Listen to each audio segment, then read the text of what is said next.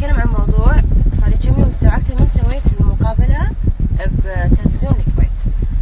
هو شيء يعني شوية يدل على عقليات بعض. أنا كنت طالعة بتلفزيون الكويت بمقابلة مع حصن لغاني. حصن ايش قالت لي؟ قالت لي طبعا لأن أسلوب مذيعة ذوق أخلاق، قالت لي أنت فخر بنات الكويت.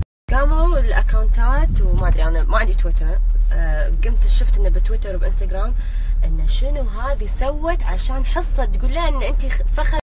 إنه صار في مقارنة إن شلون إن أنتم تقولون عن فوز الفهد فخر بنات الكويت، وكان في مهندسة بنت الرشيد إنه ما حد درى عنها. أول شيء أنا حابة أبارك حق المهندسة، أنا نسيت اسمها الأول بس أدري إن هي بنت الرشيد.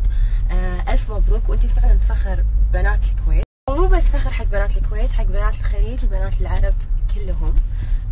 بس أنا ماني فاهمة ليش أنا قاعدة أنلام حق كلام أحد يقول. الناس إذا يبون يلومون أحد المفروض يلومون الإعلام. الإعلام مو قاعد يطلع هالناس، مو قاعد يفتخر بهالناس، مو قاعد يجيب طاري هالناس. مو تلومون الناس اللي بالسوشيال ميديا. ما في بنات مهندسات احنا نفتخر فيهم، في مهندسين احنا ما نفتخر فيهم، في محامين احنا نفتخر فيهم، في محامين احنا ما. كل مجال فيه زين ومو زين، كل شخص ناجح بمجاله، مو كل شخص يأثر بطريقة إيجابية بمجاله. في ناس طالعين هم بالسوشيال ميديا تأثيرهم سلبي على الناس. أنا أقول لكن أنا نجحت بنفسي وطورت نفسي واعتمدت على نفسي وفتحت بزنسز وتحملت ضغوطات وشغل السوشيال ميديا.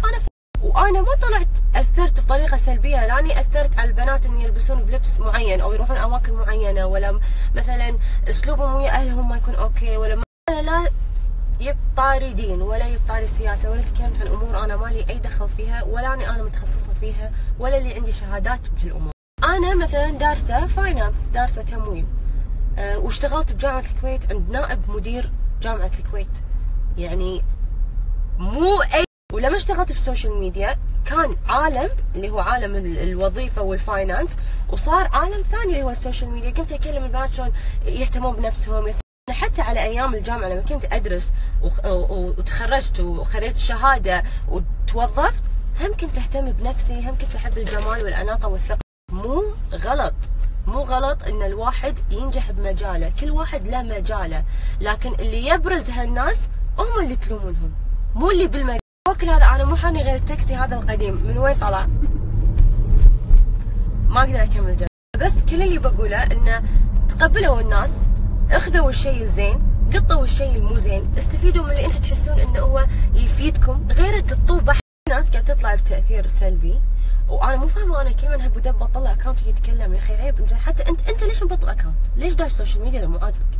ليش تبي متابعين اذا احنا يعني خاصة بالكويت ترى احنا شويه يعني اللي طالعين بالاعلام وبالسوشيال ميديا بوسط الفني، احنا شوي ليش ما نشجع بعض؟ ماني فاهمه ليش قاعد يصير نهايه كل واحد بدربه ويعرف شغله ويعرف شنو الصح وشنو الغلط. دام انه مو قاعد يأذي لا نفسه ولا يأذي غيره، وما لكم شغل فيه. كيفه؟ شربوا شيء بارد، بردوا على شتكم، ماكو شيء يسوى ترى. بالنهايه راح نسكر اكونتاتنا، ما حد يدري عننا ترى عادي. اوكي سوري غلطت بالاسم، اسم البنت بدرية المرشد.